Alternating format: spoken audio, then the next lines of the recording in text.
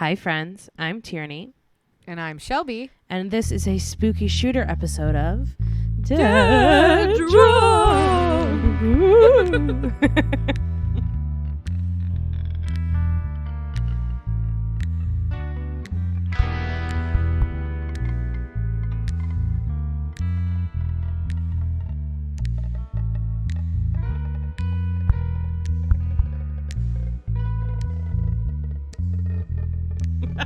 Woo! Love that. Let's get spoopy. Let's get Woo! spoopy, guys. Here we are. Welcome to our first episode of Spooky Shooters. You guys, I love all things paranormal and weird, so I'm so excited about this. Yeah, it's very exciting. So today I'm going to be telling you about the Dark Watchers. Dun, dun, dun. So nervous. The Santa Lucia mountain range runs along the central coast of California and at first glance just appears to be another natural beauty of our world. Within that beauty lurks the long unsolved mystery of the Dark Watchers. Dun, dun, dun. The Dark Watchers, who have apparently been around for centuries, appear as giant humanoid shadow figures. They only appear at twilight and are usually silhouetted against the sky, standing along the ridges of the mountains. According to a blog post from Weird California on the Dark Watchers, quote, "When spotted, the beings are usually seen staring off into the open air of the mountains, seemingly at nothing in particular, before vanishing into thin air, occasionally right before the spectator's eyes." Okay, don't love that, but okay. They were first spotted by the Chumash Indians, who lived along what is now the California coastline. The Chumash spoke of them in their legends, and the shadow figures can even be seen in some of their cave drawings. Later, in 1542, Juan Rodriguez Cabrillo became the first European to document the Santa Lucia Mountains and encounter the Chumash people. When the Spanish began settling along the coast, they quickly became aware of the mysterious beings in the mountains, whom they called Los Vigilantes Oscuros. It's just Spanish Dark Watchers. Over time, the Dark Watchers became part of the local lore of the Central California coast. The poet Robinson Jeffers even referred to them in his piece, "Such Counsels You Gave to Me." Jeffers wrote, quote, "He thought it might be one of the Watchers, who are often seen in this length of coast range." The next year, the Watchers were mentioned again in the short story by John Steinbeck titled Flight. In the story, Pepe flees to the mountains to escape the police after killing a man in a drunken brawl, and his mother warns him, quote, "When thou comest to the high mountains, if thou seest any of the dark watching men, go not near them. Go not near them, not try to speak to them." All this like old language. Yeah, I mean, that makes sense. It's fun. Pepe makes sure he listens to his mother's warning, and when he does see one of the black figures in the mountains, he simply looks away quickly.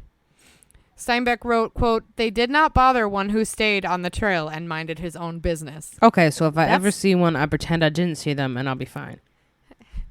I mean, that's typically the thing of the paranormal. Like, with shadow people, they get stronger the more you talk about them and the more you, I mean, supposedly, it's like giving a word power. Like Voldemort. Yes, just like Voldemort. In the mid-60s, a local of the Monterey Peninsula saw them while he was hiking in the mountains.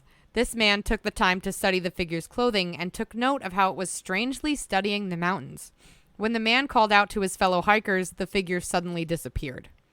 Jeffers mentioned in his earlier poem that these shadow figures, quote, "look human, but certainly are not human. They do, however, seem to dress like humans." The Weird California blog mentions how more recent sightings of the Dark Watchers, quote, "have included a dark hat and cape in the description of their appearance." So basically a Dementor. I'm just going to relate the whole thing to Harry Potter. It's like a well-dressed Dementor. Okay. Yeah.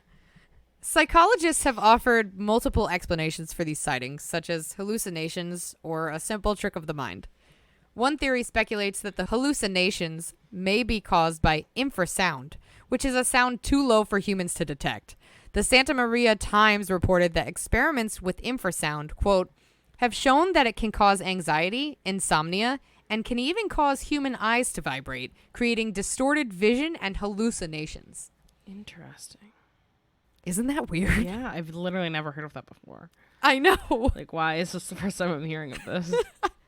There's so much in this world that every time I look into spooky stuff or go into Reddit, I just find something I didn't know. Mm-hmm.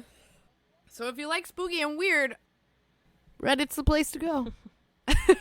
They could be the result of something called the Broken Spectre, which, according to the Santa Maria Times, quote, is an optical illusion named after a foggy peak in Germany's Harz Mountains. The Broken Spectre illusion occurs when the sun is low and behind a person that is climbing a mountain and looking down.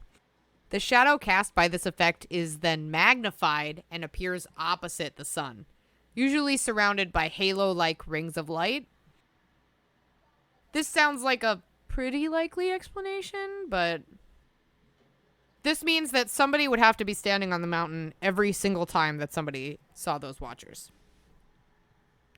Yeah, I don't know. So, recently, I was watching an episode of my favorite paranormal show. We are not sponsored, but I wish we were. The Dead Files. Mm-hmm. It's the best. This is the best show. And I highly recommend it if you like paranormal stuff or even if you're skeptic, because it's a paranormal psychic investigator and a regular retired homicide investigator. So, Love that. it's pretty awesome. The psychic in the show, Amy Allen, did her walk through this bar and reported to the married couple that owned the place that there were many disturbing entities on the property, which there were. That's when the wife notified her of another entity that Amy had not encountered on her walk. The wife described an instance in which a giant humanoid shadow figure came walking in her direction and emphasized how the shadow was much larger than any of the surrounding buildings. Sound familiar? Kinda. Yeah, I mean, a little bit. A little bit. Just a tad. So yeah, I thought so too. But unlike the Dark Watchers, Amy immediately had an explanation for it and knew what it was. You can actually watch in the episode. She explains this figure and Amy goes, "Oh," like immediately knows. Oh, wow. Amy concluded that this entity was a watcher that was left behind by a Native American tribe when they cursed the land. The watcher is meant to protect the curse and the land. She explained further that these beings grow larger as they grow stronger, which can happen over time. This one was connected to the cursed land and, according to Amy, could not be removed at all. No thank you. Yeah. It doesn't seem to pose any danger. Mm-hmm. It's just watching. It's creepy. But yeah. But it doesn't make it any less creepy, yeah. This seems like a more likely explanation for the Dark Watchers in the Santa Lucia Mountains, but then there's the question of who created them and who put them in charge of protecting the mountain range. In this case, we know that the Chumash tribe had seen them and yet didn't seem to be their creators. Don't worry, I have a theory. Oh, I love this. Okay, let's go. And it's just speculation. But my theory is that the Dark Watchers are ancient beings created by the earth to keep watch over and protect the land. Spirits are just another manifestation of energy which exists in everything, including the earth. So, in my opinion, it's entirely possible that the earth created these manifestations to watch over the land. This theory also makes sense because similar entities have been spotted in Canada, Texas, and Alabama. The Santa Maria Times even noted that a pilot reported, quote, seeing 7 of them while flying north of Vandenberg Air Force Base in 2011. So they're pretty widespread. That's so interesting. I know, isn't it crazy? Yeah. But that's what I really think. I really do think that they were not created by people. If they're a manifestation of energy. That one seems to fit the best. But I am making it up, so. Some people believe that they bring bad luck, while others consider them a type of grim reaper. I don't believe any of that. I think that these watchers are benevolent spirits, just keeping watch over and protecting the planet. I hope so. Well, this would explain why they vanish quickly after being spotted. If they wanted to interact with you or cause humans harm, they wouldn't disappear so easily and basically avoid human beings, which seems to be what they're doing. That's true, yeah. Malevolent spirits like the little people of the from the lore of the Mohegan tribe, they taunt you and they call out to you, and you'll know a malevolent spirit if you ever encounter one. That's insane. We can cover them next. I learned how to pronounce their name in Mohegan. It's Mokiowisug. Wow. That's what the little people are called, and it's not disparaging little humans. With dwarfism. With dwarfism. No, little people, these are different. These are spirit people that, like, if you piss them off, they'll get you. Still, benevolent or not, you should probably be respectful of nature. The Dark Watchers can see you. Ooh. That was spook. I'm a little spooked. I'm like happy they're not going to come and eat me, but you know, no, it's still I like kind of spooky. seriously don't. I mean, they're super spooky for sure, but I seriously don't think that. I mean, if you're a spirit, you have more power than most humans. So Right. if you wanted to do some shit, you could easily get into some shit. But these Watcher people seem like, you know, when you like want to pet a stray cat, and you're like, "Hey, I love you. Please come talk to me." And it's like, "Fuck off!" And then it runs as fast as possible in the other direction. Yeah. That's like how they react to humans. Yeah. So they're still watching, though. They're lurking in the shadows. All right. That was fun. If you want to tell us some of your spooky stories, I welcome any and all paranormal ghost stories, or something you want me to look up or look into. I'm pretty into all weird stuff, so you can ask me about it. I'm also a new Wiccan, so I'll go into pretty much anything. Love that journey for you. Thanks. I'm having a really good time. So yeah, but you can DM us on Instagram or Facebook. Let's go with Instagram first. At Dead Drunk Crime. And you can find us on Facebook. Dead Drunk, a True Crime Podcast. And we do have a Twitter. At Dead Drunk Crime. Yeah, I personally hate that platform, so. Yeah. But if you want to tweet at us, we'll probably see it. So. Yeah, I don't think anyone's tweeted at us before, so you could be the first to give you a shout out. Yeah, nobody, come because in. we don't follow anyone. Nobody follows us. Maybe we need to hire somebody to do our No, Twitter. doesn't like one person follow us on Twitter? It's the person from Real Life, Real Crime. Oh yeah, that's literally it. And Yes, Katie. girl. Oh yeah, Katie. Yeah.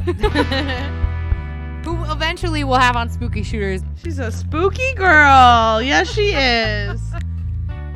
Oh, did we plug all the socials? Yeah, this probably won't be on the website because it would mess up all the other unless we did like a separate page for the spookies. We could do a separate spooky shooter page. Okay. We could work that out. Well, in that case, you can also find this and all the sources related to it on our website at deaddrunkpodcast.com. Okay, well, I hope you liked it. We could cover the Mokiowisug next spooky shooter, or we could tell one of your ghost stories if you want to send it to us, because I want to know what experience you've had with spirits, or if you haven't had any, or if you just want to talk to me about Paranormal Activity, not the movie. That was bad. So yeah, I hope this one's good and the people like it.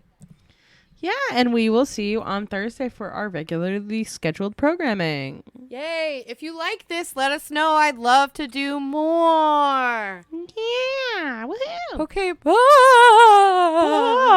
Bye, Mom.